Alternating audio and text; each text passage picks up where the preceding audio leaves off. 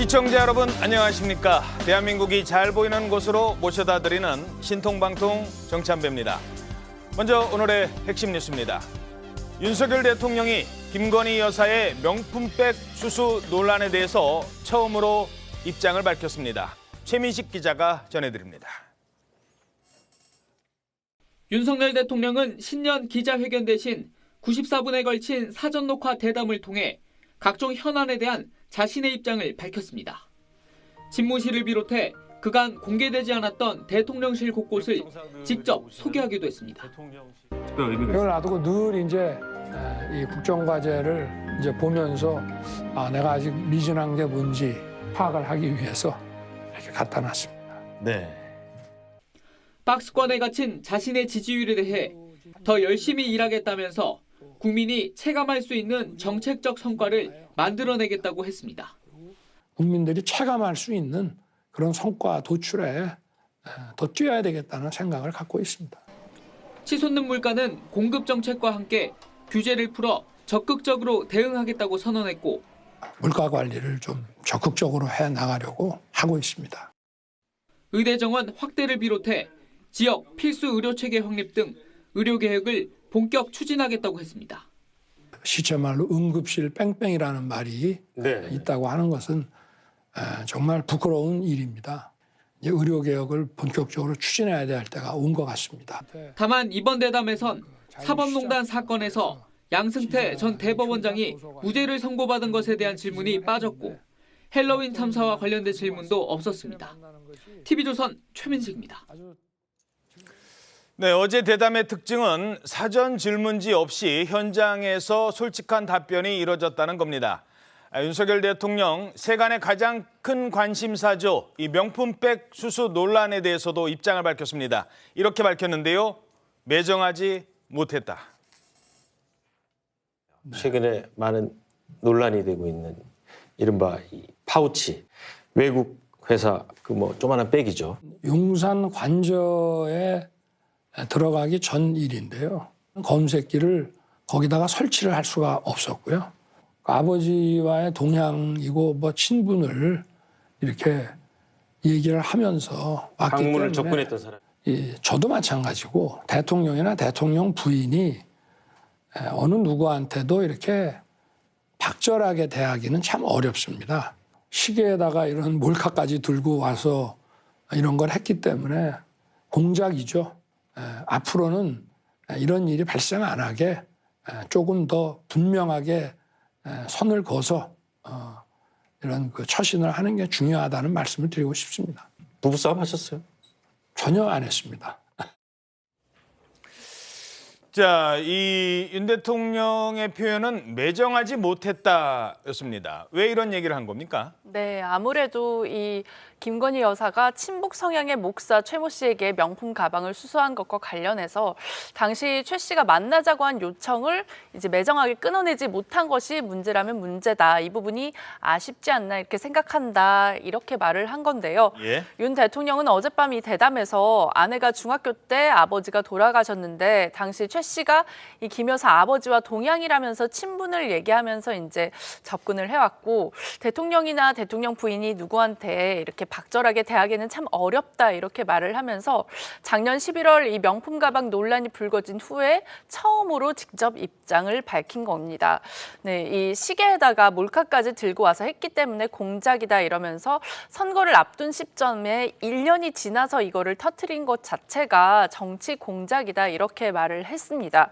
또 윤 대통령은 아내가 저한테 미리 이런 상황을 얘기했더라면 저라면 좀 단호하게 대했을 것이다 이렇게 말을 하기도 했는데요. 아내 입장에서는 여러 상황 때문에 좀 이렇게 물리치기가 어렵지 않았겠냐 생각된다 이렇게 설명을 했습니다. 예. 그러면서도 앞으로는 이제 국민들께서 오해하거나 불안해하거나 걱정을 끼치는 일이 없도록 분명하게 해야 할 것 같다 이렇게 강조를 하기도 했습니다. 예. 자, 자, 이 내용을 설명하면서 이제 몰카 공작이라고 강조했던 이유는 어떤 겁니까? 일단 참 몰카 공작이라는 게 이제 대통령실 그리고 윤 대통령의 기본적인 시각이고 입장이라고 지금 보입니다.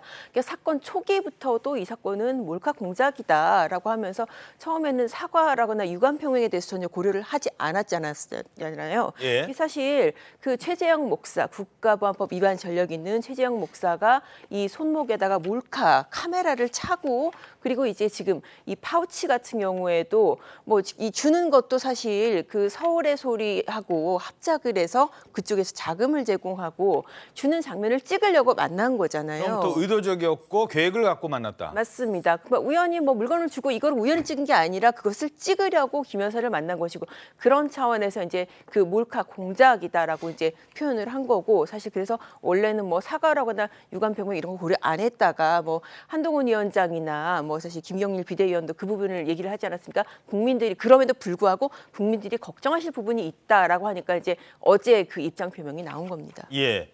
자, 그러니까 정치 공작이다라고 규정을 했습니다. 그런데 그럼에도 불구하고 매정하지 못했다라면서 아쉬움을 표한 겁니다.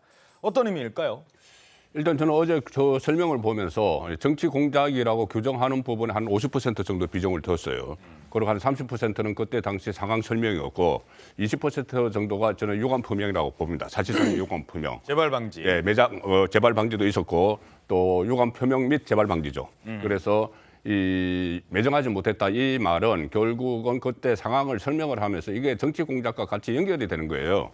본인은 공직 생활을 했기 때문에 이런 말을 했지 않습니까? 미리 이런 상황을 얘기했다라면은 저라면 더 단호하게 했을 거다. 공직 생활을 해봤기 때문에 저런 부분에 대해서 단호하게 대처를 할 수 있는데 그 김건희 여사는 그런 뭐 공직 생활 같은 게 없었고 또 특히 이 과거에 양평에서 같이 그 선친과 인연이 있다 이렇게 그래서 접근을 시작을 했고 또 이런 부분이 있습니다. 이게 그 줄 때 상황을 보면은 저번에 취임 축하 기념품을 보내주셔서 답례품으로 드립니다. 이렇게 이야기하는 부분이 나와요. 예. 그럼 이제 그런 부분까지 다 감안을 하면은 매정하게 뿌리치지 못했다. 그런 부분을 이야기하는 거니까 저거는 저는 한 낮은 수준의 사과 정도는 된다고 저는 받아들입니다. 예. 어떻게 보세요? 윤 대통령의 입장 표명이 국민들이 원하는 수준의 답변이 됐다고 보시는지요? 일단 뭐 제 개인적인 뭐 일종의 인식을 이야기를 말씀을 드리면 저는 뭐 제 기대에 전혀 미치지 못했다는 생각이고요. 이 뭐 제 생각이 오늘 뭐 사실 그 지금 우리 아침 신문에 그러니까 사설들을 보면 매체의 성향에 관계없이 전부 다 그 대통령 인식이 국민 인식이 미치지 못했다는 그런 상당한 비판의 의견들을 내놓고 있는 것이거든요. 첫 번째 먼저 말씀드려야 될 부분은 받지 말아야 될 선물을 받은 아내의 그런 처신에 대해서 어떠한 일종의 뭐랄까요 유감이나 사과에 대한 표명이 없었다는 것이죠. 이런 부분들은 상당히 국민들이 바랬던 듣고 싶어했던 얘기하고는 거리가 멀었던 부분인 것이고 그리고 이제는 이제 관리가 잘 되고 있다. 그래서 왜 잘 되고 있느냐? 간제에는 이제 검색기가 설치돼 있다는 식으로 말씀을 했거든요. 그러니까 사죄의 당시에 검색기를 설치 못해서 모든 일이 벌어진 것처럼 말을 했는데 사실은 지금 이 명품백을 수수한 부분에 대해서는 사실 법적 시비가 분명히 있는 부분입니다. 김영란법, 소위 말하는 김영란법이 부정청탁 금지법이잖아요. 그거는 이 공직자의 배우자가 300만 원 이상의 그 선물을 받았을 경우에는 지금 이 공직을 맡고 있는 배우자가 바로 신고를 하고 이걸 돌려보내야 될 의무가 있는데 이런 부분들을 이행했느냐에 대해서 전혀 설명이 없었다는 겁니다. 이런 부분들도 있는 것이고 또 하나는 지금 후속 대책으로 이야기하는 특별감찰관 문제도 뭐 동의를 하는 듯 하지만 국회에서 알아서 해라는 식으로 떠미는 듯한 모습들 이런 모습들을 보면서 아마 이 윤 대통령이 지난번에 그런 말씀을 했잖아요. 정부하고 국민 사이에 큰 벽이 있다, 콘크리트 벽이 있다고 했는데 어제 아마 이 대담을 보면서 이 김건희 여사와 관련된 대통령 인식과 국민 인식 사이에 정말 콘크리트 벽이 있는 것이 아닐까라고 적잖은 분들이 느꼈을 법하다는 생각이 듭니다. 예. 자, 민주당에서는 윤 대통령의 입장 표명에 대해서 이런 반응을 보이고 있습니다. 김건희 씨 관련된 논란에 대해서 예. 진정성 있는 사과, 뭐 그 정도는 아니더라도 적어도 유감 표명 이런 게 있을 것이라고 기대를 했지 않습니까? 네. 근데 많은 국민들의 기대와는 달리 이 부분에 대해서는 어떠한 유감 표명조차도 없었다. 예. 사과도 아니라 예. 유감 표명조차도 없었다. 사실 뭐 처음에 이제 뭐 방송 또는 뭐 대통령실 관계자들은 굉장히 뭐 날카로운 질문들이 오갈 거고 그런 부분도 빠지고 그래서 예. 굉장히 좀 아쉬운 부분이 많은 것 같아요. 아쉽다 선에서 정리가 된 거예요. 네. 이렇게 한 이유는 뭐라고 보십니까? 지금까지 이제 윤석열 대통령의 태도를 보면은 예. 본인의 잘못을 인정하거나 또는 본인 측근 예. 또는 배우자의 잘못을 인정하는 태도를 보기가 어려웠죠. 저는 그 태도가 계속 유지되고 있다.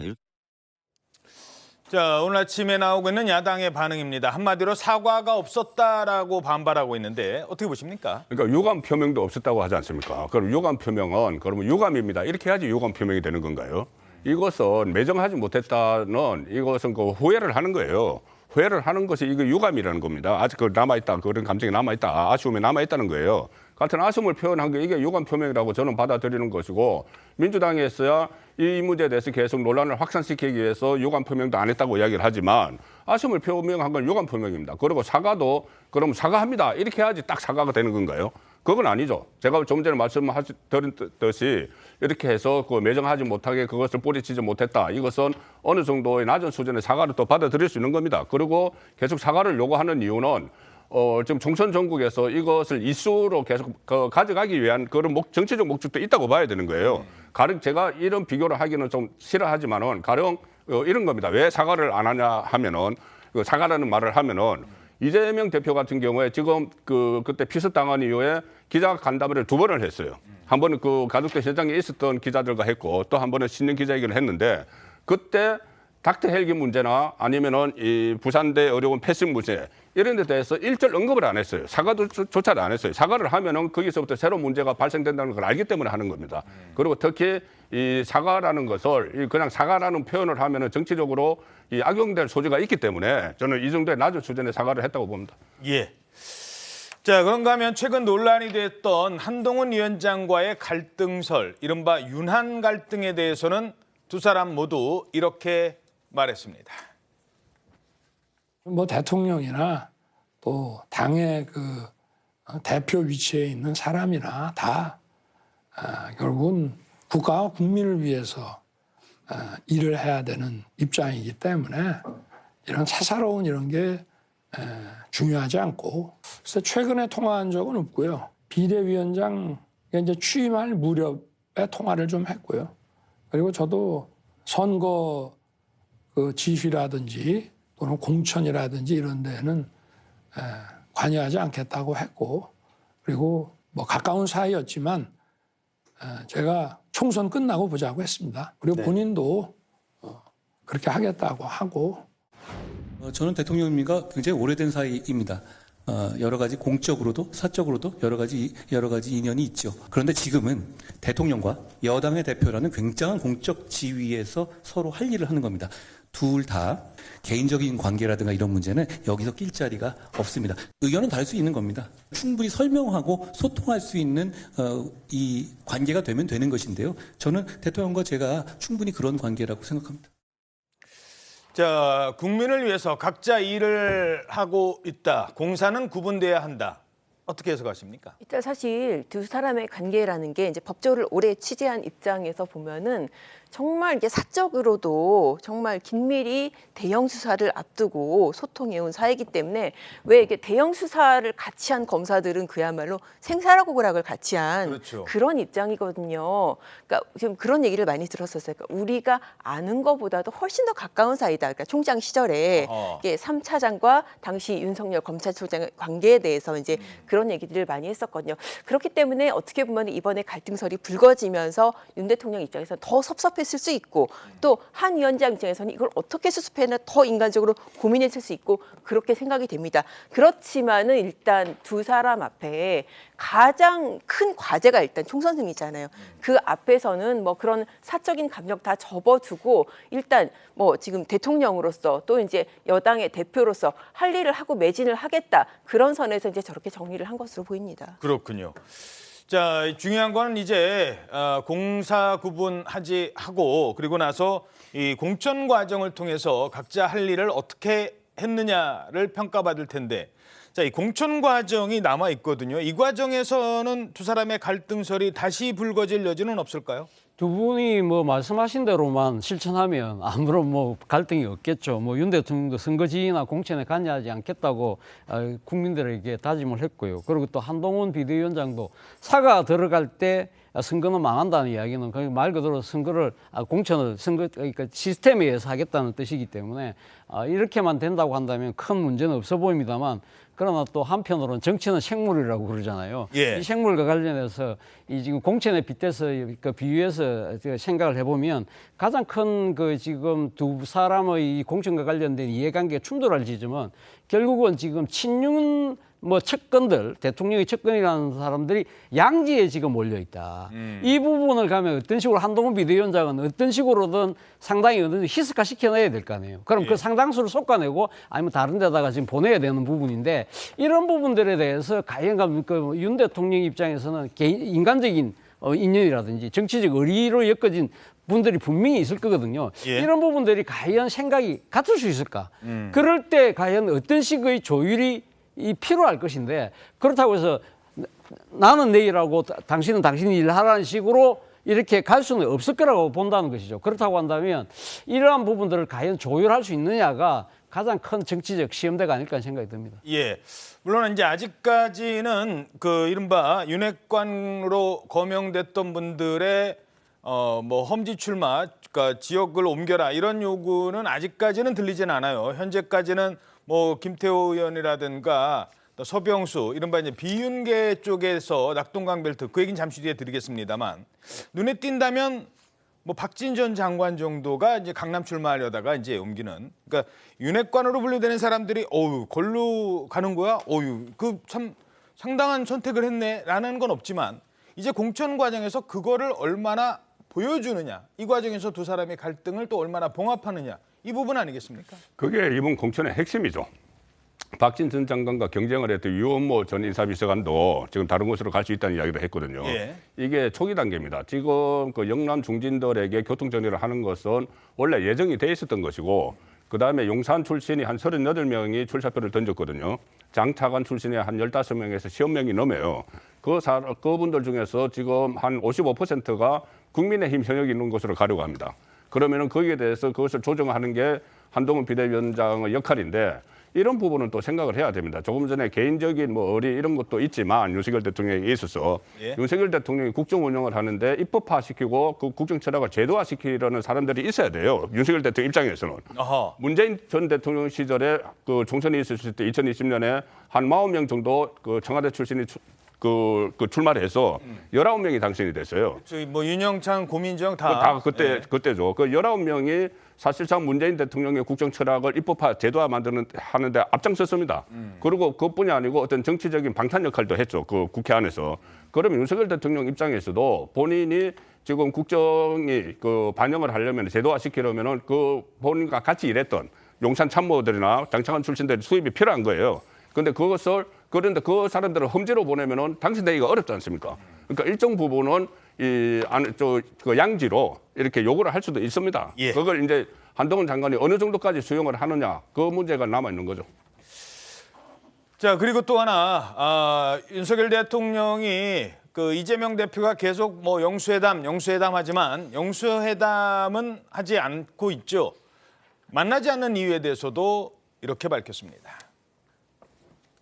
저는 무슨 영수회담이라고 하는 거는 우리 사회에서 이제 없어진 지 꽤 됩니다. 저 역시도 정당 지도부들과 충분히 만날 용의가 있는데, 영수회담이라고 한다면은 여당의 또 지도부를 대통령이 무시하는 그런 게 될 수도 있기 때문에 좀 곤란한 상황이었다고 말씀드리고 싶습니다. 사법 리스크라고 하는 거는 어쨌든 뭐 재판이 진행 중인 것들은 있습니다만은 정치는 정치고 그건 뭐 다른 차원의 문제라고 생각합니다.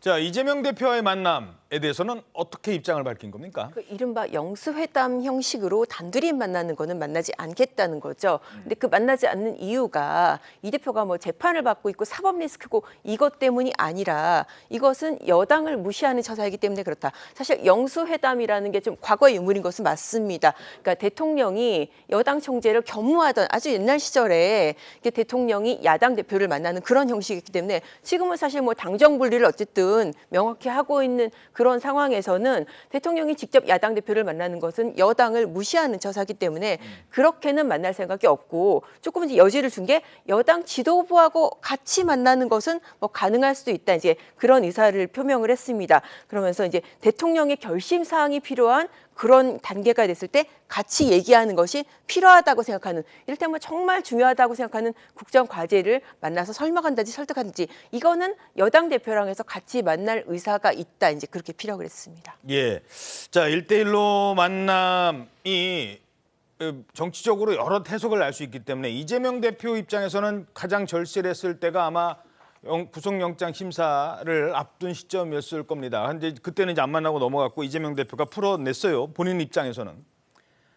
총선이거든요. 네. 총선을 앞두는데 여야 영수회담을 한다라고 제안을 하기도 그렇고 만약에 그걸 받아들이기도 그렇고 당분간은 이 두 사람이 따로 만나는 거는 쉽지 않을 것 같아요. 그렇죠. 뭐 대통령 인식이 지금 그러니까 야당 대표하고 1대1 단독 회담은 하기 어렵다는 입장을 분명히 밝혔기 때문에 그렇습니다만, 그러나 만약에 총선이 끝나고 난 뒤에 만약에 뭐 지금 우리 뭐 예상은 지금 쉽게 할 수 없습니다만 만약 이 민주당이 승리했을 경우에 그때도 그럼 대통령하고 1대1 회담을 요구했을 때 과연 거부할 수 있을까? 라는 생각이 듭니다. 사실 이 지금 그 영수회담이라는 이러한 형식에 대해서 문제를 제일 먼저 제기했던 사람이 노무현 전 대통령이었어요. 노무현 전 대통령이 당시 영수회담 자체가 사실은 상당히 잘못된 정치 용어다고 이야기하면서 그러면서 여야 대표 회담을 하든지 아니면 야당 대표하고 직접 한다든지 그런 부분들을 완전 문제를 제기했던 부분들이 있는데, 이 영수회담이라는 그러니까 이 명칭의 잘못에도 불구하고 사실 노무현 대통령은 기억하시겠지만 당시 한나라당 박근혜 대통령하고 직접 단독으로 1대1 회담을 한 적이 있습니다. 그때 뭘 제의하냐면 대연정을 제의하였고, 물론 그때 한나라당 박근혜 대표는 그걸 거부를 했습니다만 어떤 식으로는 전국을 돌파하기 위해서 뭐 국민과 국익을 위해서는 야당 대표하고 직접 만나야 될 때가 분명히 있을 거거든요. 이런 식의 형식 논리를 갖고 계속적으로 이렇게 야당을 대하는 모습은 제가 봤을 때는 상당히 좀 잘못된 인식이지 않나 하는 생각이 듭니다. 예. 자, 그런가 하면 최근에 이 지지율에 대해서도 한동훈 위원장의 지지율이 성큼성큼 올랐는데 거기에 대해서 윤석열 대통령이라든가 국정 지지율은 미치지 못한다. 뭐 이런 지적이 있었지 않습니까? 자, 여기에 대해서도 입장을 밝혔습니다. 또 전 세계의 정상들 이렇게 봐도 굉장히 정상에 대한 그 지지율은 굉장히 들쭉날쭉합니다.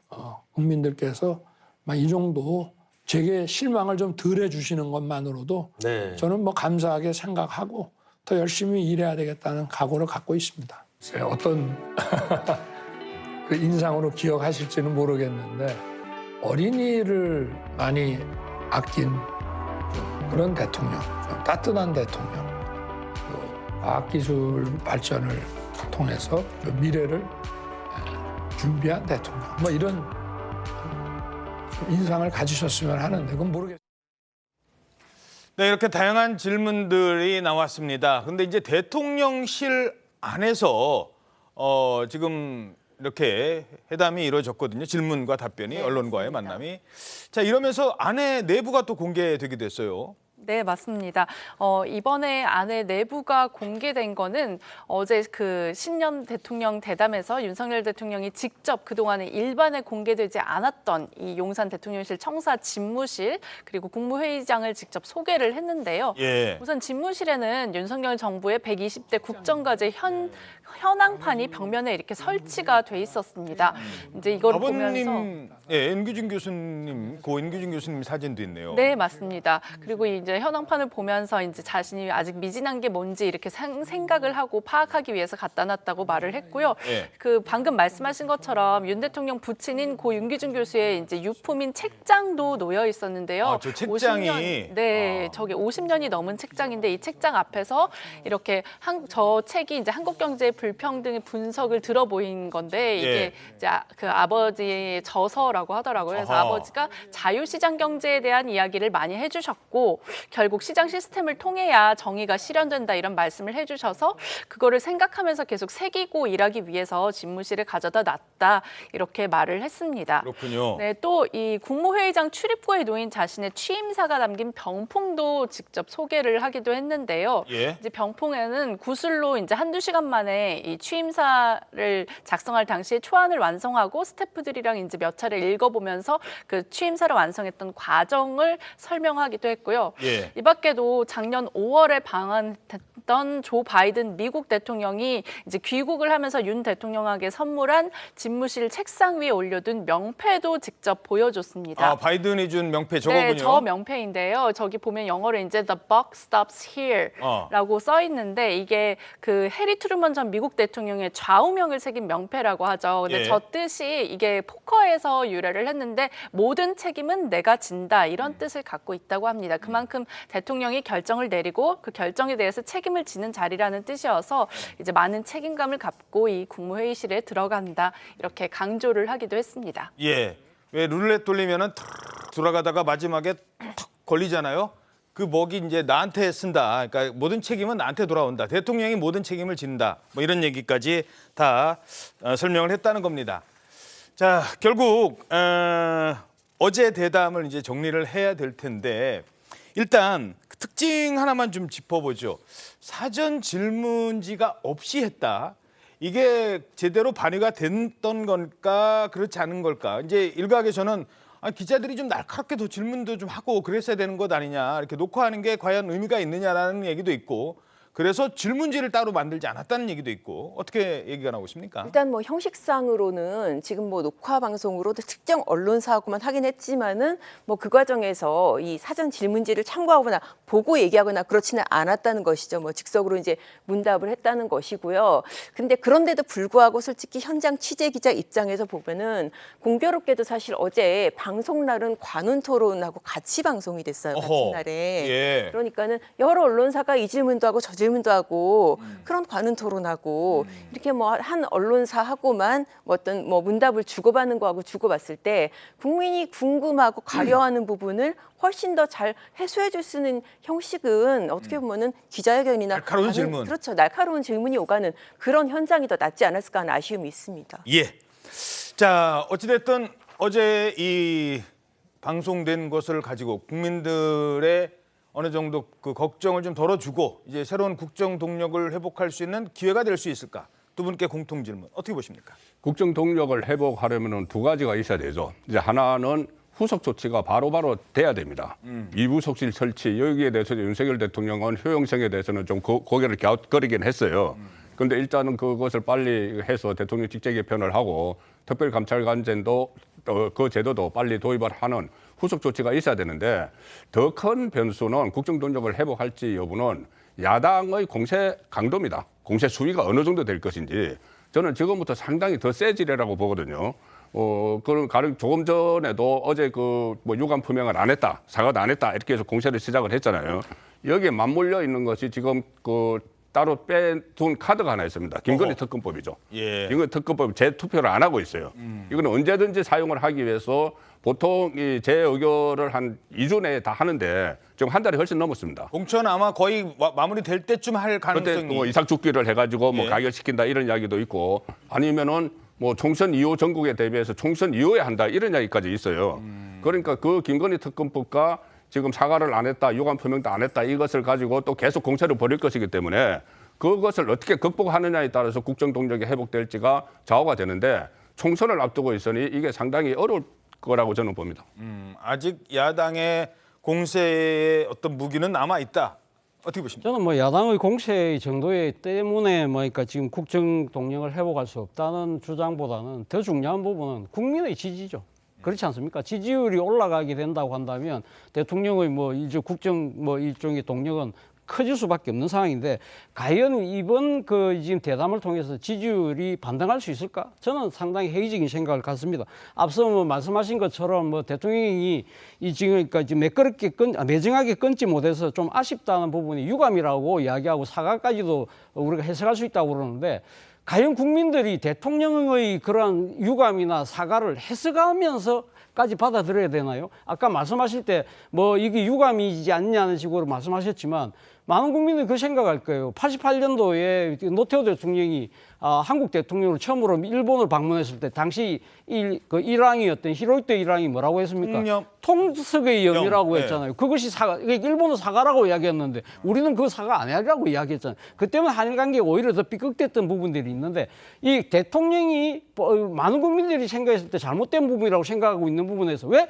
솔직하게 유감 표명 또는 사과를 못하느냐 부분에 대해서 국민들은 상당히 냉정하게 아마 판단할 거라는 생각이 들고요. 만약에 그렇게 된다고 한다면 지지율이 계속적으로 이 바닥을, 그러니까 지금 상당히 되게 저조한 상황이 된다고 한다면 총선을 앞두고 있는 여당 입장에서 얼마나 난감하겠습니까? 그렇다고 한다면 여당 입장에서는 스스로의 차별화가 이루어질 경우에는 대통령의 국정 지금 이 동력은 점점 더 힘들어질 수 있죠. 물론 그걸 통해서 이 총선을 통해서 여당이 승리를 할 경우에는 그나마 반등은 가능하겠습니다만 그 기간 동안은 상당히 아마 대통령 입장에서는 조금 난감한 상황이 될 수도 있겠다는 생각도 듭니다. 예. 자, 비슷한 시각 국민의힘 한동훈 위원장의 그 관훈클럽 초청 토론회도 언론을 통해 공개가 됐습니다. 자신의 생각 거침없이 밝혔습니다. 특히 한동훈 위원장의 주 공격 포인트죠. 이재명 대표, 민주당 이재명 대표를 공격했는데 이재명 대표가 요즘 계속 그 얘기 하잖아요. 검사 독재 타도. 송영길 전 대표는 그런 당까지 만들겠다고 쭉 나오니까 작심한 듯 이렇게 말합니다. 진짜 만약에 지금이 검사 독재 시대라면 그러면 들어보시죠. 만약 검사 독재가 있다면 이재명 대표는 지금 감옥에 있을 겁니다. 저는 민주화 운동을 한 분들 대단히 존경하는 마음이 있습니다. 그렇지만 민주화 운동은 몇몇 사람의 공이 아니라 대한민국 모든 시민의 공입니다. 그 공을 발췌해내서 수십 년째 울고 먹는 것을 비판하는 겁니다. 그분들이 새로운 정치 세력, 좋은 정치의 등장을 꽉꽉 막고 있거든요. 정말 잘못된 생각이죠. 검사 독재란 말 자체는 일단 검사를 사칭한 분이 이런 말씀하시는 게 좀 코미디 같긴 합니다. 그렇게 검사 독재한다면 이재명 대표가 지금 길거리를 돌아다닐 수가 있겠습니까? 아주 강하게 발언했습니다. 참고로 뭐 다 아십니다만 한동훈 위원장은 법무부 장관 출신이고 검사 생활을 쭉 했던 사람이에요. 이재명 대표는 지금 재판을 받고 있고. 자, 그래서였을까요? 아주 강하게 얘기했는데 어떻게 들으셨어요? 저 장면이 사실 이제 관훈 토론에서 그야말로 뭐 언론사의 쟁쟁한 간부급들이 이제 패널로 나와서 저 얘기를 때 저 발언 부분에서 지금 웃음이 마치 터졌었어요. 예. 네, 그러니까 어떻게 보면은 그야말로 좀 약간 핵심을 찔렀다, 허를 찔렀다. 질문자 입장에서도 그렇게 이제 느낄 수 있는 부분이었다는 생각이 드는데 사실 뭐 한동훈 위원장이 법무부 장관으로서도 이재명 대표 체포동의안도 설명을 했고 또 이제 뭐 여러 가지 공적 발언으로도 토착비리다, 지자체 토착비리를 저지른 사람이다, 뭐 욕설, 횡령 이런 그 이 대표가 개인적으로 그동안 받았던 뭐 이런 부분에 대해서도 계속 어떤 범죄 혐의를 지적하지 않았습니까? 그러니까 정말 검사 독재를 했다고 한다면은 어떻게 저런 사람이 당대표가 돼서 저렇게 돌아다닐 수 있었겠냐. 검사 독재를 한다고 그러면은 뭐 법원에서 어떻게든 영장 받아서 구속되지 않았겠냐라고 하면서 계속 피의자, 피고인으로서의 이재명 대표의 모습을 계속 부각을 시키는 그런 전략으로 보입니다. 법조 출입 기자시니까 그럴 것 같아요. 그러니까 검사라면, 일반적으로 검사라면 내가 막 수사를 했어요. 수사를 했을 때는 죄가 있는지 없는지는 재판부가 판단하겠지만 검사 입장에서는 죄가 있다고 믿고 거기에 대해서 막 증거를 찾고 그러지 않겠습니까? 그래서 영장 신청까지 했는데 영장이 이제 기각이 됐어요. 네. 그러면 검사 입장에서는 야, 어떤 그런 확신에 찬 그런 생각들이 늘 남아 있을 것 같아요. 재판이 끝나기 전까지는. 그렇습니다. 사실 특히 이번 사안 같은 경우에는 그냥 영장 청구가 아니라 의회 문턱도 통과를 했잖아요. 체포동의안까지 통과가 되고 어떻게 보면 의회의 승인을 받은 상황인데 이게 법원에서 꺾인 그런 상황이란 말입니다. 그러니까 이게 정말 당신들이 얘기하는 검사 독재 상황이라면 이게 말이 되느냐. 이렇게 정말 돌아다니고 당대표 역할을 한다는 것 자체가 이게 말이 안 되는 거 아니냐. 그 검사 독재라는 프레임이 안 맞는 거 아니냐라는 그런 얘기를 하는 겁니다. 예, 그러니까 이 특수성이 있다는 거예요. 검사 출신, 법무부 장관 출신, 여당 대표이기 때문에 더 여기에 대해서 감정이 실린 표현이 나왔다는 겁니다. 한동훈 위원장에게 이재명 대표의 장단점을 물었습니다. 장점, 이재명 대표의 정치력을 꼽았습니다. 그런데 거기에 나는 배우고 싶지 않다까지 얘기를 해요. 단점은 또 이렇게 지적을 합니다. 저는 민주당에게 안타까운 점, 이재명 대표님께 안타까운 점은 너무 거짓말을 많이 한다는 겁니다. 공적으로, 공식적으로요. 그리고 그걸 너무 자주 바꾸고, 그런데 그것까지는 있을 수 있는데요. 그것에 대해서 부끄러워하지 않는다는 것이 저는 충격적입니다. 장점이 당연히 많이 있으실 겁니다. 이런 식의 질곡과 파도를 거쳐오시는데도 아직까지 당대표고 아직까지 이렇게 당을 장악한다? 대단한 정치력이라고 생각합니다. 그렇지만 저는 그 정치력은 배우고 싶지 않습니다. 자, 장단점. 평소에 저런 생각을 안 했을 수도 있는데 갑작스러운 기자의 질문에 바로바로 이렇게 얘기를 했다는 겁니다. 자, 화면 보시죠. 장점은 정치력. 그런데 가로 열고 배우고 싶지 않은 가로 닫고. 단점은 거짓말을 많이 한다. 그러면서도 부끄러워하지 않는다. 어떻게 해석하십니까? 어떻게 보면 같은 말이에요. 정치력하고 그러니까 장점, 단점을 같이 이야기했다고 저는 보거든요. 예. 뭐냐면 정치력이란 걸 정치술로 바꿔서 생각을 해보면은 거짓말을 많이 하는 정치술, 예. 그리고 그것을 부끄러워하지 않는 정치술 이렇게 바꾸면은 같은 말이 되거든요. 그리고 특히 이 한동훈 그 비대위원장은 이런 말을 할 수가 본인은 할 수가 있다고 생각을 할 거예요. 뭐냐면은 이재명 대표에 대해서 2번이나 구속 그 영장이 청구가 됐을 때 체포 동의안을 2번이나 본회의장에서 읽었어요. 그럼 그때 당시에 그 구속 영장 내용을 전부 다 본인도 다 숙지를 했잖아요. 예. 거기 보면은 여러 가지가 다 모든 게 그 범죄 혐의가 다 들어가 있잖아요. 예. 또 거짓말이라고 이야기하는 것도 실제로 경기도지사 선거 때도 공직선거법이 허위사실 유포였고 지금도 허위사실 유포로 재판을 받고 있지 않습니까? 예. 그런 상황에서 저는 오히려 이 장점을 이야기하라고 했을 때 뭐 혹자는 그래도 뭐 시원하게 뭐 좋은 면이 있을 텐데 그것을 가령 예를 들어서 어려운 환경을 극복을 하고 여기까지 왔다. 뭐 어떤 뭐 인내력 뭐 이런 것을 이야기할 수도 있지만 그것보다는 이 본인이 너무나 그 이재명 대표에 잘 알기 때문에 정치술 그러니까 정치술은 배우기 담기 싫은 거죠. 자, 그러니까 아까 그 그래픽 다시 보면 장점은 정치력이고 단점은 거짓말인데 사실 지금 송국권 국장님 지적하신 걸 뭐 영어를 써서 죄송합니다만 한마디로 이제 폴리티컬하다. 그렇죠. 폴리티컬하다라고 할 때 좋은 의미로는 정치력이 좋다라고 하지만 참 거짓말도 정말 밥 먹듯이 하면서도 아무렇지 않게 얘기한다고 할 때 폴리티컬하다 이런 의미인데 그걸 같이 맥락상 같이 본 거다. 같이 같은 말이죠. 결국 같은 의미고 저거는 어떻게 보면은 저 정치적 생존 능력 이것을 꼬집은 거라고 저는 봅니다. 예. 자, 그리고 총선 이후의 행보에 대한 질문도 있었습니다. 총선 이후. 자, 총선을 이길까 질까. 아마 한동훈 위원장도 그 결과를 지금은 예상하고 싶지 않겠습니다만 그래도 생각은 해두고 있겠죠. 이렇게 답변했습니다. 총선 결과가 만족할 만한 수준이 되고 기회가 되면 차기 대선에 나설 의향이 있으신 거죠? 4월 10일 이후에 진짜로 뭘 해야 될지에 대해서는 정말 생각해보지 않고 있습니다. 여러분 여기 정말 그 식견이 높으신 분들이 있는데 입장 바꿔 생각해보더라도 4월 10일 이후에 제 인생이 좀 꼬이지 않겠습니까? 이기든 지든. 저는 그걸 알고 나왔습니다. 그때 인생은 그때 생각해보죠. 이번 총선에서 저희가 지금 생각하는 그 목표를 달성하지 못한다면 저는 당연히 비상대책위원장직에서 물러날 겁니다. 뭐 이기든 지든 인생 꼬이지 않겠습니까? 어떻게 들으세요? 글쎄요. 그러니까 지면 인생이 꼬인다는 부분이 이해가 되는데 이기는데 왜 인생이 꼬일까요? 저는 그 부분이 조금 이해가 잘 안 되던데 사실 뭐 아마 좀 좋게 해석을 하면 본인이 아마 지금 검사 출신이기 때문에 이렇게 일단 이제 정치권에 발을 들인 이상 자신이 원래 생각했던 법조인 인생은 이제 끝났다. 법률가 인생보다는 지금 뭐랄까요? 그러니까 정치인 인생으로 접어든다는 것인데 정치라는 것 자체가 결코 쉽지 않잖아요. 그리고 이긴다 하더라도 이 상당히 이 어려운 과제인 정치를 어떻게 내가 헤쳐나갈까에 대한 나름대로 겸양의 뜻으로 이야기했을 수도 있는데 그 뒤 대목이 여의도 문법이 아닌 발언이겠네요. 뭐 그런 측면이 있죠. 그래서 예. 그래서 그 뒤에 이어지는 말이 인생 자체가 마음대로 되지 않는 것이어서 스트라이크 존을 좀 넓게 봐야 된다고 넓혀야 되겠다고 이야기를 했거든요. 그렇다고 한다면 우리가 지금 빤하게 이야기하듯이 만약 이기고 나면 바로 대선으로 직행하고 이런 과정보다도 본인만의 다른 또 여러 가지 절차나 단계, 과정 이런 걸 내심 준비하고 있는 것이 아닐까라는 생각도 들었는데 그것이 과연 뭔지는 저도 지금 알 수는 없습니다. 그렇군요.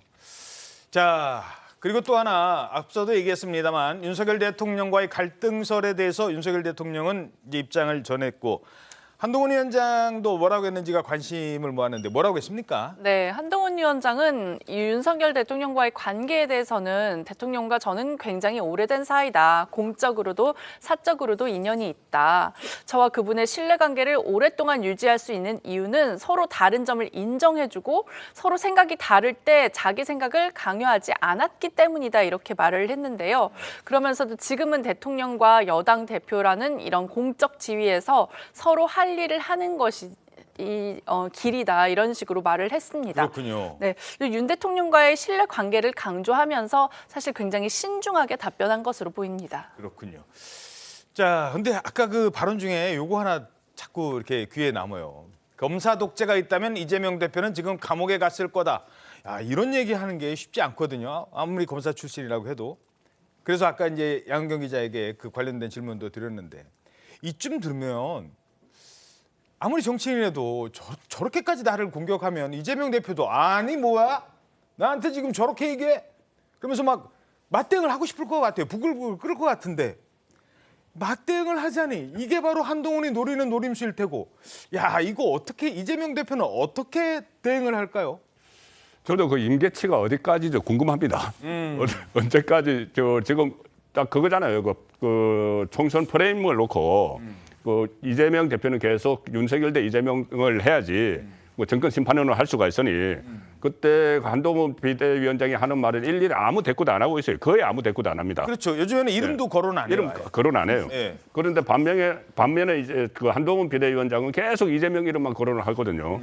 그래서 지금 말씀하신 대로 아니 지금 어제 그런 말도 했습니다. 이 지금 감옥에 있을 거라는 말 외에 길거리에 다니지도 못하고 있을 거다 이런 말까지 했어요. 오호. 뭐 검사 독재라면 이거 물론 질문에서 나온 겁니다. 검사 독재라고 하는데 예. 만약에 검사 독재라면은 지금 이재명 대표는 길거리에 다니지도 못하고 있을 거다는 말까지 했어요. 그러면 본인은 지금 부글부글 끓고 맞 대응을 하고 싶겠죠. 하면은 이제 프레임 전쟁에서 그 지는 겁니다. 그러면은 완전히 이 한동훈 대 이재명 구도로 가버리는 거죠. 예. 그리고 또 이것 때문에 반응을 하면은 이것은 더욱더 이 검사 출신, 법무부 장관 출신과 피고인 피의자 출신이 이렇게 피고인 피의자 신분이 대결을 하는 것처럼 구도가 굳어져 버릴 수가 있어요. 그렇죠. 그런데 이거 어디까지 참을 것이냐? 어디까지 참아야 되나? 이 문제가 지금 아마 저는 이제 본격적으로 뭐 지원 유세 같은 것이 시작이 되면은 그 시점에 가서는 맞대응을 하지 않을 수가 없다고 봅니다. 아하, 어디까지 참아야 되나? 어떻게 보세요? 일단 뭐 저는 이재명 대표 입장에는 소위 부답하지 않을까 하는 생각이 들고요. 실제 뭐 지금 이재명 대표가 적극적인 반응을 보이고 있지 않지만 민주당 의원들은 지금 반응을 보이고 있잖아요. 이소영 의원 같은 경우는 만약에 검사 독재가 아니었다고 한다면 김건희 여사는 감옥 가 있을 거라는 식으로 받아쳤거든요. 뭐 그런데 저는 사실 뭐 지금 한동훈 비대위원장 입장에서는 소위 말하는 이 검찰 공화국이라는 프레임을 나름대로 이렇게 이제 역으로 아주 기발한 어법으로 이렇게 대받아치는 모습을 보이긴 했습니다만 그러나 이 질문 검사 독재라는 이야기를 누가 먼저 했냐면 언론에 지금 간호클럽에 계신 분들이 이야기를 했다는 거예요. 그렇다고 한다면 이거는 사실은 이 어느 정도의 인식을 개를 같이 하고 있다는 이야기일 수도 있는 거거든요. 그러면 왜 검사 독재라는 말이 나왔을까? 지금 윤석열 정권의 검찰권이 공정하게 형평성 있게 행사되고 있느냐의 부분에 대한 우려가 분명히 있는 것이고요. 또 하나는 이 검찰 출신들이 이번 정권에 요직에 전진 배치됐다. 전혀 이 자신들의 전공과 관계없는 분야까지 진출하고 있다. 금융, 방송통신위원회까지 지금 장악하고 있는 이런 우려에 대해서는 한동훈 비대위원장도 그냥 검사 독재, 그냥 이 정치적인 캐치프레이즈라고 퉁치고 넘어가서는 안 된다는 생각이 든다는 겁니다. 예. 알겠습니다. 자, 다음은 선거를 앞둔 여야 정치권 움직입니다. 일단 지금은 공천 시즌이죠. 공천을 받아야 되는데 공천을 내 지역에서 받고 싶은데 거기 말고 다른 데 가랍니다. 보통 웬만한 정치인은 거절했겠죠. 하지만 지금은 그렇지 않은 것 같습니다. 일단은 당이 이겨야 되고 일단은 다른 곳에서라도 이기고 돌아올 수밖에 없는 상황입니다. 누가? 중진들이. 중진들 험지 출마가 본격화되는 거예요. 서울신문 오면입니다. 자, 이번에는 조혜진 의원도 낙동강 벨트 차출 요청. 자, 이러면서 조혜진 의원도 어제 입장을 냈죠. 어느 정도 받아들이는 쪽으로 가는 것 같습니다.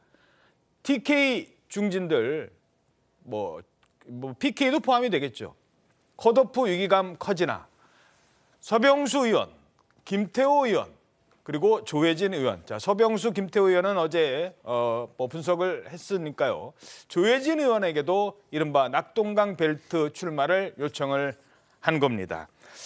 일단 그거부터 시청자 여러분 아시는 분들 알겠습니다만 낙동강 벨트라는 게 무슨 얘기예요? 낙동강 벨트는 지도에서 보면은 낙동강을 끼고 있는 영남, 특히 이제 PK 지역입니다. 지금 이제 지도를 보시면은 저기 저기 지금 양산을 김해갑, 김해을 지금 저 지역이 이제 파란색으로 표시가 돼 있죠. 그러니까 부산 서쪽과 저쪽 이제 경상남도의 동쪽. 맞습니다. 그러니까 부산 쪽에서는 북구, 강서구 이렇게 낙동강을 끼고 있는 지역인데 이 지역이 PK 지역이지만은 지금 여당이 취약한 지역이에요. 왜냐하면은 문재인 전 대통령 그리고 노무현 전 대통령의 영향력이 있기 때문에 그래서 저 지역 같은 경우에는 지금 더불어민주당 의원들이 현역으로 있습니다. 이 지역들에 지금 현역인 국민의힘 의원들 서병수, 김태호, 조혜진 이런 다선 의원들이 가서 저걸 뺏어오라. 지금 그런 구도인 거죠. 그래서 구체적으로 보자면은 지금 부산 북강서갑 같은 경우에는 전재수 의원이 지금 민주당 있는데 그렇죠. 여기에 서병수 의원 그리고 경남 양산을 같은 경우에는 김두관 의원이 있는 지역에 김태호 의원 그리고 지금 김해갑 같은 경우에는 민홍철 의원의 조혜진 의원 이런 식으로 지금 민주당의 파란색 지역들을 갖다가 탈환해오는 다선 의원들을 투입해서 탈환해오는 그런 전략입니다. 예. 자, 이른바 낙동강 벨트 탈환 작전이라는 겁니다. 두 분 모두 영남권 정치를 잘 아시니까 일단 먼저 어떻게 분석하십니까? 일단 국민의힘 입장에서는 저 낙동강 벨트 탈환이 상당히 상징성이 있어요. 뭐냐면 낙동강 벨트 안에 김해와 지금 양산이 들어가잖아요. 김해는 봉하마을에 있는 곳이죠. 노무현 전 대통령의 그 영향력이 있는 성지 같은 곳입니다. 양산은 지금 문재인 전 대통령이 가 있지 않습니까? 저 두 곳을 포함해서 이 민주당이 5곳을 가지고 있는데 거기 탈환하는 것이 상당히 여러 가지 상징적인 의미가 있어요. 뭐냐면은 그런 노무현 성지를 탈환한다는 의미도 있지만 또 하나는 여기서 그러면 조혜진 의원까지 3명을 뺐잖아요. 3명을 뺐는데 어떤 사람이 들어갈 거냐? 거기는 양지잖아요. 예. 양지 어떤 사람이 들어갈 거냐? 그러면 이것을 보면은 일종의 물갈이가 돼요. 안에 경남 안에 부산 경남 PK 안에 물갈이가 되고 그리고 어느 정도 경쟁력을 갖춘 특히 이 부산시장을 했던 서병수나 경남도지사를 했던 김태호 이렇게 이제 출마를 하는 것이 상당히 의미가 있는데 이제 부산시장 아니고 경남지사도 아닌 조혜진 의원까지 투입을 한다는 것은 나머지 또 두 곳에 대해서도 또 투입이 될 가능성이 있어요. 그러면 거기에 흠지를 탈환하러 중진이 간다는 의미가 또 있는 것이죠. 그러니까 두 가지 의미가 있는데 TK는 좀 상황이 다릅니다. TK는 그 안에서 조정할 데가 없어요. 25개 전부 다 국민의힘 지역구이기 때문에. TK 같은 경우는 아마 이 수도권 쪽으로 흠지 출마를 좀 요구를 할 수는 있겠죠. 이게 그래서 낙동강 벨트는 그런 특징이 있네요. 민주당이 차지하고 있는 지역이 있으니까 자 이쪽에서 경쟁력이 있으신다면 한 번 더 여기서 하는 건 당에 큰 도움이 안 되니 그 경쟁력을 갖고 민주당을 탈환해 와라. 그런 명분이 돼서 알겠습니다. 그럼 제가 저쪽으로 가겠습니다. 이 얘기가 되는데 대구는 어디로 가라고요? 다 우리 땅인데 말하자면. 그러니까 그 대구 같은 경우는 주로 이제 수도권을 가라고 그러면은 차라리 그 자리에서 무소속으로 출마를 해요. 그렇기 때문에 좀 상황이 좀 다릅니다. 예. 어떻게 분석하십니까? 요 움직임? 뭐 국민의힘 입장에서는요. 전 뭐 제가 생각했을 때는 지금 일단 PK 지금 선거 자체를 나름대로의 구도와 경쟁력이라는 기준을 갖고 지금 아마 공천의 작업에 임하고 있는 것이 아닐까 하는 생각이 드는데 예. 구도라는 것 자체가 지금 맨 처음에 나왔던 이야기가 전 부산시장 서병수 의원을 그러니까 전재수 의원 지역으로 보내고 전 경남도지사 지금 김태호 의원을 지금 양산에 보내는 이런 식으로 해서 광역단체장 출신들이 같은 권역 내에 상당한 경쟁력을 갖고 있다. 이런 식으로 가서 상당히 상대의 그 강한 지점을 가서 흔들자. 나는 나름대로의 구도와 경쟁력을 갖고 있고 그런 측면에서 본다고 한다면 조혜진 의원 같은 경우도 상당히 그러니까 지금 지역 내에서 3선을 지금 그러니까 지금 선수를 쌓았기 때문에 인접 지역으로 가더라도 충분한 경쟁력을 갖고 있다고 보는 것이고요. 무엇보다도 제가 또 주목되는 부분은 사실은 지난 4년 전 선거 때도 이 지금 김태호 의원의 그러니까 창원 성산으로 이동 그리고 이 사실은 서병수 의원도 4년 전에는 해운대 갑이 원래 자기 지역이었는데 부산 찐갑으로 옮겼거든요. 한번 옮기신 분들이네요. 벌써 옮겼죠. 그런데 그때는 서병수 의원은 갔는데 그때 김태호 의원은 가지 않았어요. 그거는 그 공천 막판에 몰려서 하다 보니까 나름대로 준비해야 되는 가야 될 사람들 입장에서는 상당히 마음의 준비 여러 가지 준비를 해야 될 부분들이 그렇죠. 있잖아요. 그런 거 없이 그냥 이 공천의 작업에 떠밀려서 그렇게 되는 거 하고 이번에는 아예 시작 전부터 선제적으로 방어를 하는 거죠. 선제적 역공을 하는 거죠. 그러면서 판을 전체적으로 우리가 주도하고 있다는 모습을 보여주는 부분들은 저는 제가 봤을 때는 PK 공천은 상당히 첫 단추는 일단 잘 깨고 있다는 생각이 들어요. 솔직히 가라고 해서 그냥 가지는 않았겠죠. 본인들도 여론조사 한 번쯤은 돌려봤겠죠. 그렇죠. 뭐 그런 측면도 있지만 본인들 입장에서는 사실은 이렇게 지역을 이동을 해서 한번 붙어보고 난 뒤에 정치적인 나름대로 어드밴티지가 훨씬 더 크다고 판단했을 가능성이 높습니다. 서병수 의원 같은 경우 만약 6선에서 올라오면 만약에 국민의힘 일당되면 국회의장 될 수 있는 거고요. 그리고 지금 김태호 의원 같은 경우 만약에 이 민주당 내의 대권 주자이기도 했던 김두관 의원을 꺾게 되면 차기도 본인도 한번 노려볼 수 있다는 계산도 작용을 했겠죠. 알겠습니다. 자, 그런데 이분은 당대표를 포기하라고 해요. 그러니까 지역을 포기하라고 했는데 당대표를 포기하겠다. 나는 지역은 꼭 지키겠다고 했는데 결국 김기현 전 대표도 얘기가 나오고 있어요. 지역을 좀 옮겨야 되는 것 아니냐 이런 얘기가 나오고 있어요. 네, 맞습니다.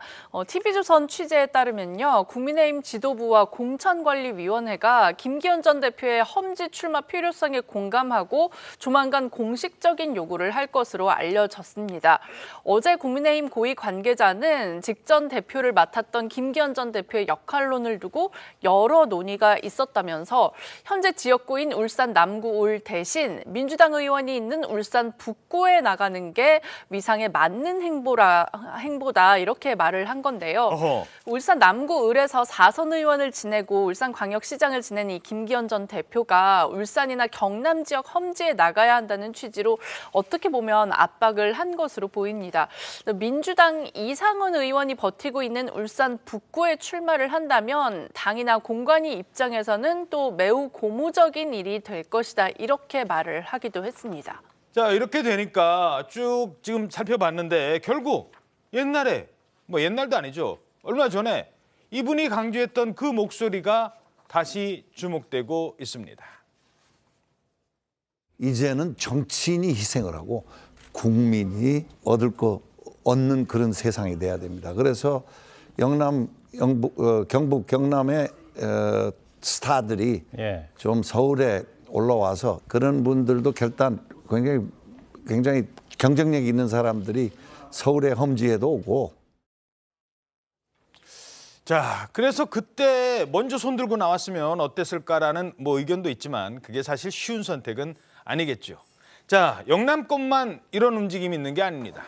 서울, 강남에서도 지금 비슷한 움직임이 있어요. 네, 그렇습니다. 지금 사실 논란이 된 지역구가 강남 을이잖아요. 이원모 전 비서관하고 박진 전 장관하고 붙어서 이원모 전 비서관 공천 신청하니까 대통령실 참모들이 양지만 찾아다닌다. 이런 비판이 일면서 본인이 결국 공천을 그 지역은 철회하지 않았습니까? 그런데 사실 그러면 남아있는 현역인 박진 의원 같은 경우에 그럼 계속 그 지역구를 줄 것인가 이제 그게 아니라는 거죠. 일단 감지되는 움직임은 이 지금 박지원 의원 같은 경우에도 험지 출마 대상이다. 이렇게 분류됐다. 이제 그런 보도가 나오는 거예요. 그러면 가면 어디로 갈까 했는데 저기 막 사람들 옆에 얘기가 나오네요. 네, 그렇습니다. 사실 박지원 의원 같은 경우에는 원래 종로에서 삼선을 했죠. 그렇죠. 종로 의원이죠. 네, 종로 의원인데 지난 총선에서 이제 강남으로 왔고 또 이후에 또 이제 장관까지 나갔고 그랬으니까 그 정도 경력과 지명도면 험지 출마해도 된다라고 하면서 이제 아까 서울 강북 지역, 뭐 수도권 남부, 아까 지금 민주당 현역 의원들이는 그 지역 출마해야 된다. 이제 그런 얘기들이 나오는 거예요. 천준호, 박용진, 뭐 민주당에서도 뭐 천준호 의원이야 이제 정말 친명이죠. 친명의 뭐 대표적인 인사고 늘 옆에 뭐 수행도 하고 비서실장도 했으니까요. 그리고 박용진 의원은 또 대선 주자급이에요. 지금 민주당에서는 다음 차기를 노리고 있고 민주당에서는 비명입니다. 과연 어디를 선택할까? 바로 그냥 이재명 대표와의 뭐 윤석열 대통령의 참모 그리고 뭐 장관이니까 참모라고 하기는 좀 그렇습니다만. 이재명 대표의 참모와 붙는다. 이 대결 구도도 지금 거론이 되고 있다는 겁니다. 자, 그런데 이렇게 공천 작업이 하루씩 이틀씩 나오면 누군가는 떨어져야 되잖아요. 그동안에는 본격적인 반발을 안 했어요. 근데 이제 나옵니다. 본격적인 반발하는 사람. 먼저 서울 강서에서 오랫동안 정치 생활을 했던 김성태 전 의원 탈락했죠. 부적격 판정 나오자 이런 표현까지 쓰고 있습니다. 암처럼 퍼지는 핵관들. 제가 죄인입니다. 당은 또다시 저를 버리려 하고 있습니다. 당을 원망하지 않습니다. 대통령을 원망하지도 않습니다. 우리 당과 대통령 주변에 암처럼 퍼져 있는 소위 핵관들이 만들어낸 결과라는 점을 너무도 잘 알고 있습니다. 저는 또다시 여기에서 물러나지만 저는 결탄코 싸울 것입니다. 이 정권이 어떻게 세운 정권인데 핵관들의 먹잇감으로 전략하게 된 사실을 두고 볼 수만은 없습니다. 핵관이란 말이 나온 거예요. 핵관. 그것도 국회 기자실에서. 그러니까 기자들이 이 단어 나왔네. 핵관이요? 누구요? 기자들이 다시 질문을 합니다. 핵관이 누구냐고 이름을 얘기해요. 들어보시죠.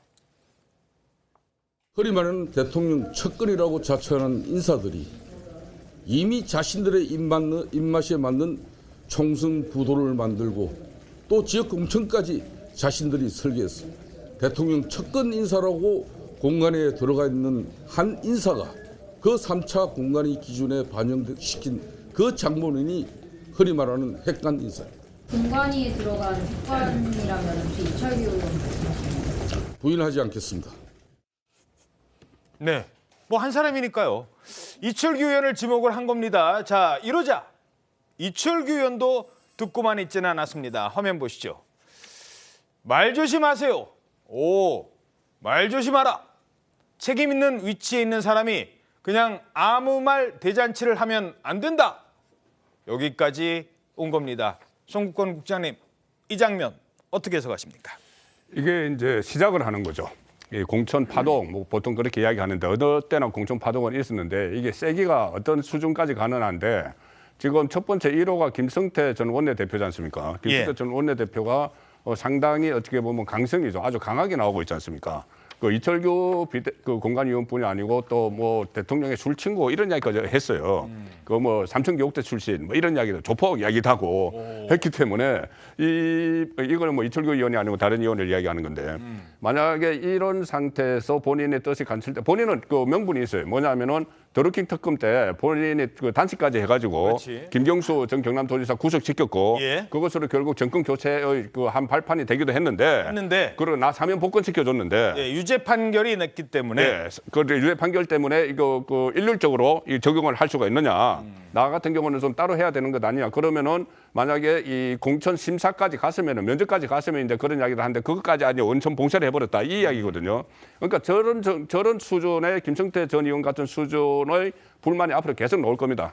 이것을 어떻게 조정을 하고 또 그 한편으로 끌어들이냐에 따라서 이번 총선 결과에도 상당히 영향을 미칠 테고 저렇게 좀 막강한 사람이 만약에 저 상태에서 무소속 출마를 해버리면 그러면 이제 국민의힘에 또 타격이 줄 수가 있어요. 물론 나중에 또 복당을 합니다. 그래도 그렇지만 전체 그 의석수에서 초반 의석수에서 타격을 줄 수도 있기 때문에 좀 공천 그 후유증을 어떻게 조정을 하느냐가 남은 관건이죠. 알겠습니다. 자, 그런가 하면 민주당도 살펴보죠. 지금 민주당에서는 친명계가 내탓 공방을 벌이고 있는데 야, 요게 날이 갈수록 계속 강해져요. 조선일보 1면입니다. 커지는 문명 충돌.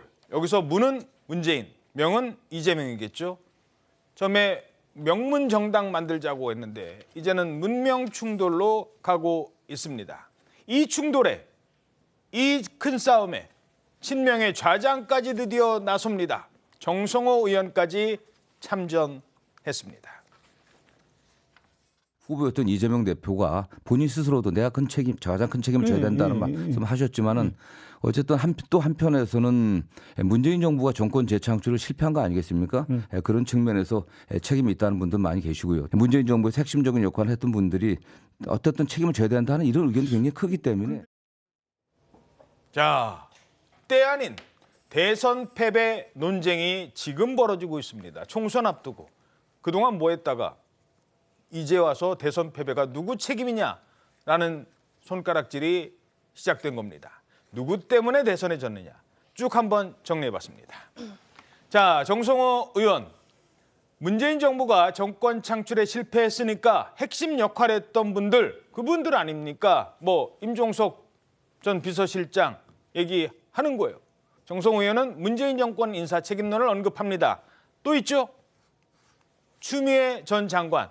뭐 이분은 계속 자신의 SNS를 통해서 석고대죄해야 할 문정부 비서실장들, 아니 왜 총선에 나오십니까?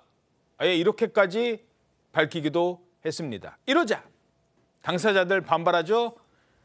이재명 탓이라고 반발합니다. 바로 임종석 전 실장. 이재명 탓 이렇게까지는 아직 안 했어요. 이게 지금 발언 수위 조심해야 되는 겁니다. 이재명 탓이라고는 안 했고 돌려서 얘기해요.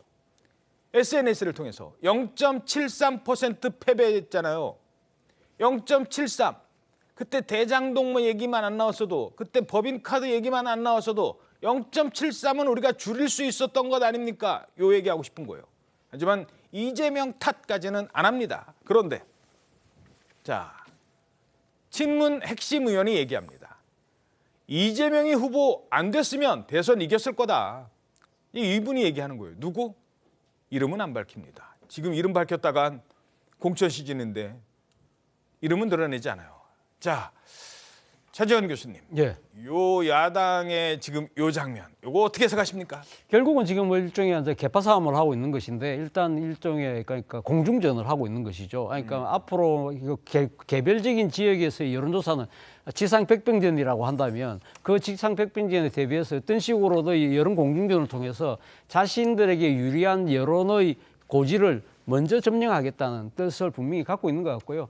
여기에 대해서는 뭐 주도측이 친명계에서 사실은 친문들의 그 정권 교체, 5년 만의 단임 정권에 의해서 넘어간 부분에 대해서 강하게 비판을 함으로써 일종의 뭐랄까요, 정치적 명분을 쌓으려고 하는 거였지만 앞서 말씀하신 것처럼 임종석 전 비서실장 같은 경우는 꼭 집어서 이야기는 하지 않았지만 결국 우리가 후보를 잘못 뽑았던 거 아닐까라는 이야기를 통해서 사실 애둘러서 이재명 대표를 공격함으로써 이재명 대표의 당내의 거리감, 이 장악력을 조금은 흔들어 보려는 그러한 생각들 때문에 지금 양측이 충돌하고 있습니다만 그러나 뭐 제3자가 봤을 때는 이거야말로 일종의 진흙탕 싸움이 아닐까라는 생각이 듭니다. 근데 저 얘기를 하고 싶었으면 아니 대선에 패배한 후보가 가장 큰 책임이 있느냐 저 얘기를 하고 싶었으면 이재명 대표가 의원 나왔을 때 송영길 지역구 물려받아서 의원 나왔을 때 그때 했어야죠. 아니 대선에 진 사람들은 보통 영국 가고 외국 떠나 있다가 잠시 잊혀지고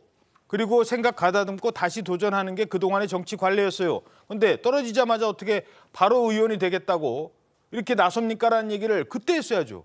근데 그때는 얘기가 별로 없었어요. 그러다가 이제 총선 공천 앞두고 서로 저 얘기까지 나오는 거예요. 근데 그때 쓴소리 했던 사람이 있었죠. 박용진 의원. 대선 때 이재명 대표와 당내 경선에서 경쟁 관계였었기 때문인지 몰라도 그 얘기를 합니다. 백서 같은 것도 만들지 않고 이런 얘기를 했는데 그 얘기 따져봅니다. 일단 백서라는 걸 만들지 않나요? 이렇게 대선 패배하면은 왜 졌는지 이유 다 따져보잖아요. 네, 보통 그렇죠. 그런데 이제 민주당이 이걸 안 만들었다는 주장을 한 건데요. 박용진 더불어민주당 의원이 어제 당 공천관리위원회가 윤석열 정권 탄생의 원인을 언급하면서 친문계를 저격한 걸 두고 당은 대선 패배 원인이 담긴 백서 작업도 하지 않은 상태였다 이렇게 얘기를 했습니다. 박 의원은 어제 한 라디오 방송에서 이제 이 대선 패배에 관해 얘기를 하면서 누군가가 좀 책임을 지고 석고대죄하는 모습이 있어야 되는 건 다 공감을 한다면서 이렇게 말을 했고요.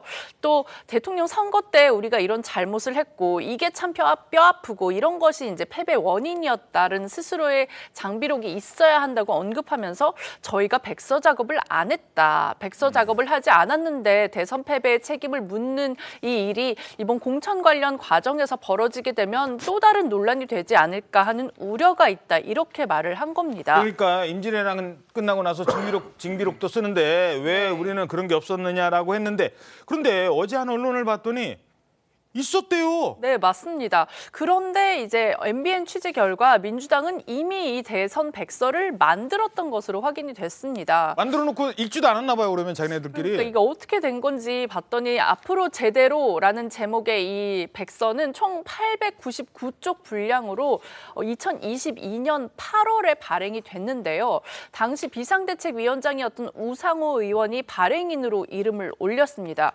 그리고 백서에는 당시 대통령 후보자였던 이재명 대표는 물론이고 백서 작업을 안 했다고 주장한 박용진 의원의 기념사도 담겨 있었는데요. 기념사를 썼던 분이 그게 나왔는지는 몰랐나 봐요. 몰랐었나 봅니다. 그런데 왜 이렇게 소속 의원도 모르게 공개가 되지 않은 것인지 이건 아직 의문입니다. 예.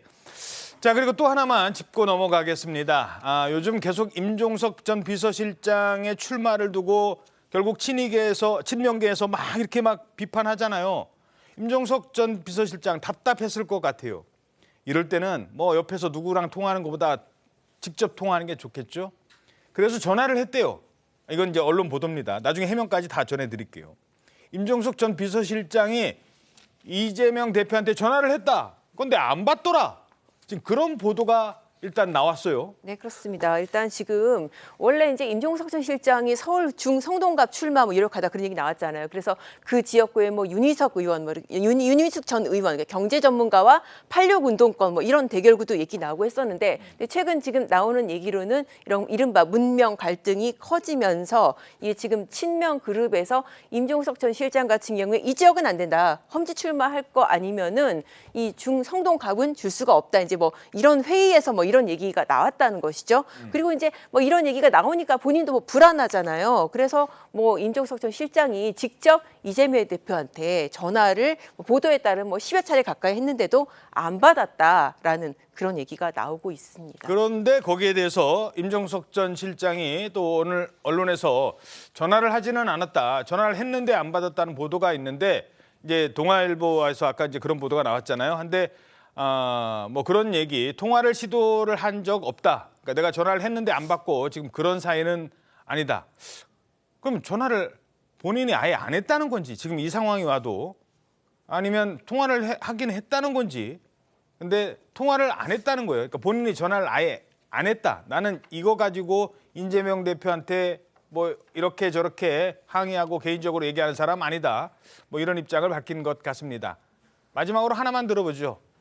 자, 계속 이렇게 나오니까 임종석 전 실장 이렇게 얘기합니다. 아니 왜 저만 갖고 그래요? 지금 당내 개파가 구심점이 없는데 오시면 친문의 맏형으로 구심점이 될 것이다. 뭐 괜한 억측들이죠. 억측들이. 또 왜 저만 갖고 그러나 모르겠어요. 어찌 보면 지난번에 문재인 정부 3년 차에 2020년 총선에서 뭐 전례 없는 압승을 했잖아요. 그렇죠.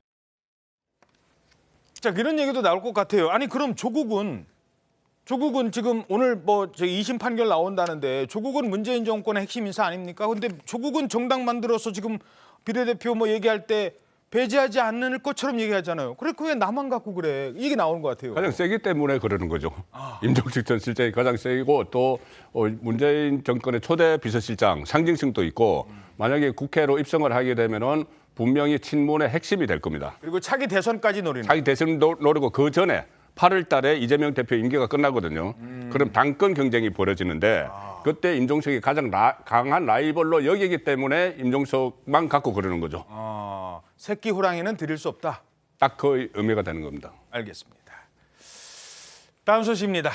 요즘 한창 졸업식 많이 열리죠. 그런데 뜨거운 화제를 모으고 있는 졸업생이 있습니다. 배움에는 나이가 상관없다는 말을 몸소 보여주시는 분. 무려 94살이십니다.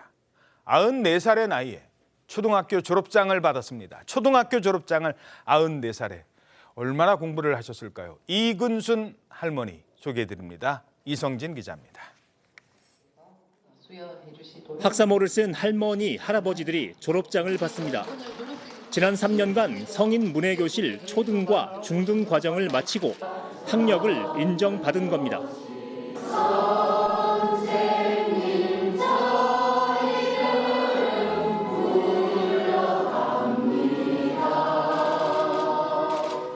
졸업장을 받은 최고령은 1930년에 태어난 올해 94살의 이근순 할머니. 이 할머니는 어릴 때 부모님과 함께 일본으로 이주했다 해방 이후 16살에 귀국했습니다. 한글을 잘 모르고 평생을 살다 90이 넘어서야 제대로 배워야겠다고 결심했습니다. 모르는 자가 없으면 이상하더라고. 모른다 하는 게 쉬운 거만 내가 배워야지. 지난 3년간 국어와 영어, 수학 등을 배웠고 안 가르쳐줬는데 그래 가르쳐줘야지. 이제는 한글을 깨우쳐 보는 세상이 달라졌습니다. 가빠이는 글자도 몰랐는데 그걸 이루고 쓰고 하는 게는 이렇게 좋을 수가 없습니다. 지난해에는 동기들과 수학여행을 다녀온 뒤 소감문을 직접 쓰기도 했습니다. 수학여행 아침에 일어나니 하늘과 땅이 마주 쳐다보고 행복하게 웃고 있더라. 건강이 허락하는 한 계속 공부하겠다는 이근순 할머니. 다음 달에는 중학교 과정에 진학할 예정입니다. TV조선 이성진입니다. 네, 최근 많은 분들을 공분하게 만들었던 사건이 있었습니다. 서울 강남에서 만취하고 이 고급 승용차를 몰고 가다가 술 마시고 사고를 냈고 한 사람이 숨졌습니다. 이른바 만취 벤츠녀. 그런데 알고 봤더니 이분의 직업이 또 유명 DJ인 것으로 밝혀지면서 왜 그때 사람은 구조 안 하고 강아지만 끌고 앉았는지 이 부분에 대해서 얘기를 했습니다. 일단 뭐 입장을 밝혔는데 사과도 하고 왜 강아지를 끌고 있었는지 안고 있었는지를 뭐 본인 나름대로 해명을 했어요. 네, 그렇습니다. 지금 이제 옥중에서 모친을 통해서 본인이 정말 죄를 지었다. 이 죄를 평생 마음에 안고 가겠다라면서 사죄를 했어요. 그때 강아지를 왜 그렇게 꼭 껴안고 남의 일인 것처럼 하고 있었냐라는 것에 대해서는 그때 강아지가 너무 짖어서 주변 사람들이 빨리 강아지를 안고 네가 안고 있어라 뭐 이런 식으로 얘기를 했다라는 거예요. 사람은 그냥 두고 강아지 짖는 게 더 신경이 쓰였던 건가요? 아니 근데 그때 본인이 그 사람을 치어서 사람이 저렇게 위험한 상황인지도 몰랐다. 라고 얘기를 한 겁니다. 뭐 술에 취해 있었으니까 저 말이 얼마큼 진실인지는 알 수 없지만 어쨌든 이제 변명을 한 거죠. 사람이 친 것은 몰랐고 사람이 내 차 주변으로 너무 많이 모여들어서 막 소란스러웠는데 그때 사람들이 강아지가 너무 시끄러우니까 안고 있어라 뭐 이런 식으로 얘기를 했다는 거 같죠. 글쎄요, 그래서 강아지를 사람들이. 안고 있었다라고 얘기를 하면서 이제 본인의 가정사도 언급을 했습니다. 나도 이제 아버지가 일찍이 돌아가셔서 어머니와 둘이 살았다. 그래서 한 가정을 내가 이렇게 만들었다는 거에 대해서 깊이 사죄를 한다라고 밝혔습니다. 예. 하지만 경찰관이 올 때까지도 특별한 구호 조치를 취하지 않고 만취 상태에서 운전대를 잡았기 때문에 나는 몰랐다. 이게 뭐 형량에 무슨 영향을 줄까요? 감량 사유가 되나요? 아니요, 그렇게 보이질 않습니다. 일단 이 말을 있는 그대로 믿기도 다소 어렵고요. 그러니까 개 짖는 소리가 시끄러워서 개를 빨리 어떻게 조치하라는 이야기는 귀에 들어오고 사람들이 그걸 신경 썼겠습니까? 아니면 목격자들이 지금 치여서 정말 위험한 그 피해자를 신경 썼겠습니까? 그러니까요. 그런데 그걸 몰랐다, 제대로 인지하지 못했다, 이렇게 뭐 변소를 하게 된다면 크게 참작되기는 어려울 것 같고요. 오히려 마이너스가 될 가능성이 높아 보이고, 이 해당 여성 실제로 혈중 알코올 농도 면허 취소 수준을 넘는 0.08% 이상이었다라고 합니다. 그렇다면 이게 일반 도로교통법이 아니라 특정범죄 가중처벌 등에 관한 법률상 가중처벌받는 위험운전 치사죄 이렇게 의율이 되는 것이고요. 예. 또 이 여성 같은 경우에는 양형에 좋지 않은 사유가 그 당시에 음주 측정에도 제대로 임했던 게 아닙니다. 현장에 출동한 경찰들에게 음주 측정을 거부하다가 인신이 확보되면서 체포가 됐던 그런 일련의 과정들이 있기 때문에 엄벌은 불가피해 보이는 상황입니다. 그렇군요. 참. 다음 소식입니다.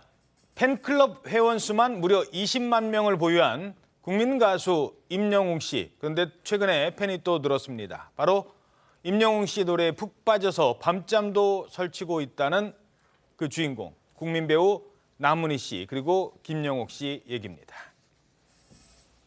그래서 임영웅 씨한테 이제 타진을 했더니 아마 임영웅 씨가 그 바쁜 중에도 우리 영화를 봤나 봐. 근데 이제 김영옥 씨는 또 임영옥 씨하고 아주 친하잖아. 아니, 뭐 친해. 내가 좋아한 거지.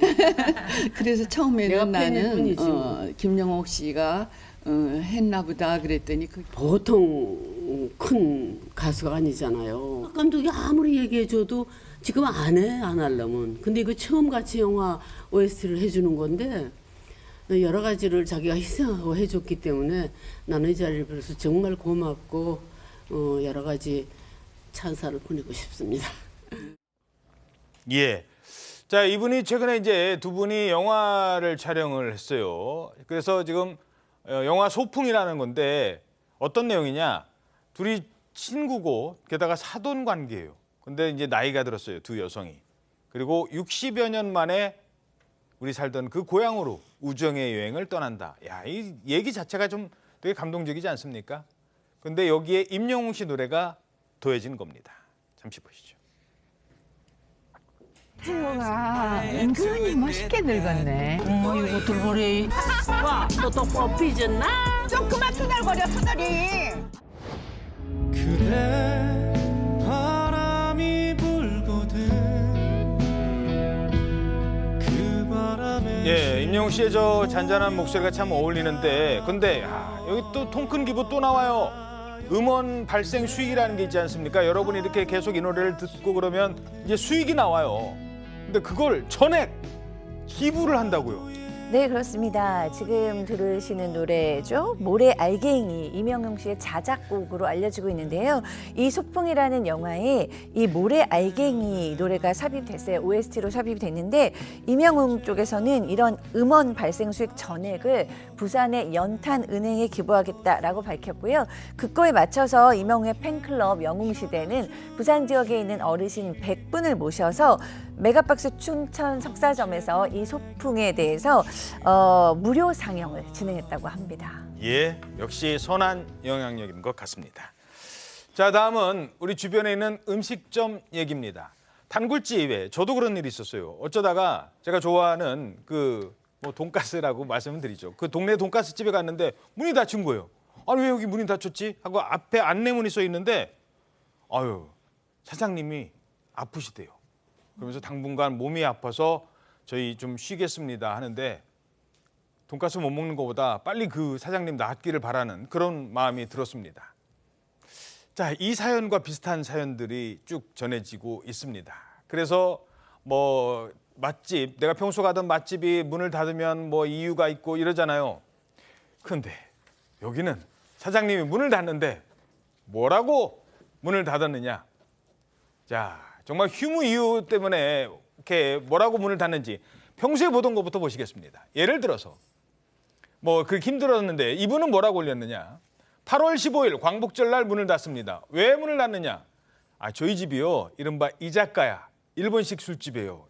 양심상 8월 15일 날 우리 광복절인데 일본식 이자카야에서 이게 문을 연다? 이거는 좀 아닌 것 같아요. 문 닫겠습니다. 어이고, 그러니까 오히려 저 준비한 재료 뭐 이런 것들 다 소진돼서 하는 것도 아닌데 정말 고맙습니다. 이런저런 얘기들이 나오고 있던 것 같습니다. 자, 그런데 아니 세상에 문을 닫는 이유가 어떤 사연이었습니까? 이번에 음식점 사장님은 정말 큰 결단을 하신 건데요. 일단 임시 휴무 안내가 2월 5일부터 16일, 무려 12일을 쉬시는 거예요. 오, 12일, 오, 꽤 크네요. 그러면 사장님으로서는 그때 이제 돈을 못 버는 거니까 네. 큰 결단을 내린 건데 왜 문을 닫는데요? 이유가 상당히 상세하게 써 있습니다. 베트남에 있는 남편과 통화를 하다가 그 주변에서 딴 여자 음성이 들렸다는 겁니다. 에? 딴 여자 목소리가 들려서 부득이 임시 휴무를 하게 되었음을 알려드립니다. 이렇게 써 있고요.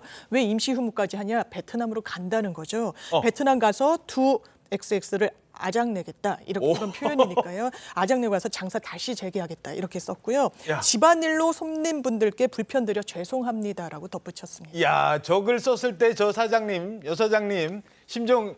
자, 베트남은 제가 전화를 했는데 남편이 통화를 하다가 갑자기 웬 여자 목소리가 들리네. 이거는 여러분 제가 지금 장사할 때가 아닌 것 같아요. 빨리 가서 두 남녀를 어떻게 하겠습니다. 야, 이거 감정이 그냥 팍팍 느껴지네요. 네, 그렇습니다. 저도 어저께 저 문제에 대해서 지인하고 의견이 분분했고 지금 누리꾼들도 의견이 분분한데 어떤 누리꾼들은 이거 좀 재미있게 재치 있게 사실은 이제 베트남에 놀러 가는데 이제 휴가 가는데 이제 저렇게 재치 있게 써놓은 거 아니냐. 그다음에 이제 뭐 휴가 갔다 온 거 다녀와서 후기가 궁금하다. 뭐 이런 식의 누리꾼도 있고요. 어떤 분들은 진짜 싸운 거다. 진짜 싸운 정말 싸운 거라서 아래 정말 진지하게 집안일 문제로 심려를 끼쳐드려 죄송합니다라고 쓴 건 정말로 저 일이 있는 거다. 저 정말 사장님께서 남편을 응징하고 오셔야 된다. 뭐 이런 의견도 있었습니다. 그러니까요. 저 정도 밝히고 갈 정도면 웬만한 각오가 돼 있는 분은 아닌 것 같다고 합니다. 갔다 오셔서 잘 해결하셔서 이 음식 맛 그대로 유지했으면 좋겠습니다. 1분 뒤에 뵙겠습니다. 네, 오늘 아침 대한민국 잘 보이셨습니까? 오늘 하루 당신의 대한민국 신통방통이 응원해드립니다. 여러분 고맙습니다.